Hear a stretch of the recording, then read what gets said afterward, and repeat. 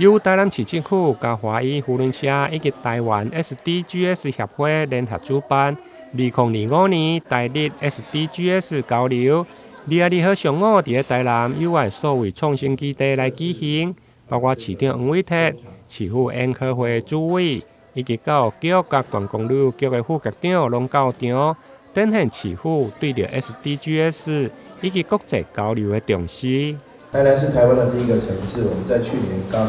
度过400周年那我想同时它有深厚的文化跟宗教上都是有深厚的底蕴。同时台南也是一个创新的科技的城市。除了大家所知道的闻名世界的台积电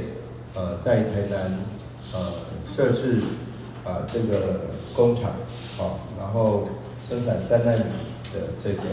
晶片之外，我们还有许多这个世界知名的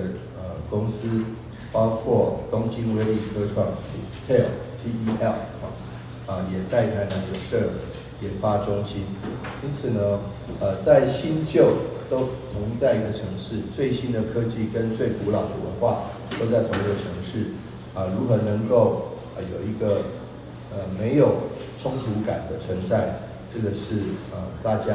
都可以去做了解。那欢迎各位在台南这几天的体验，尤其SDGs 也是我们能够做跨国交流一个非常重要的，是一个对于环境永续很重要的一个目标。那希望各位在台南的停留能够有更多的收获。我们也期待通过更多的交流，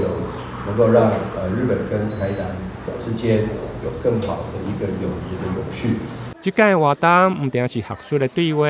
更加是一场文化甲科技的交流。因为台南的老建筑甲历史视野有共同展现 SDGs 的核心，包括传承甲永续的价值。希望透过历史文化的探索，所谓优美的体验，达成 SDGs 目标的实现，为台日的合作更加永续的未来来努力。台南新闻林根采访报道。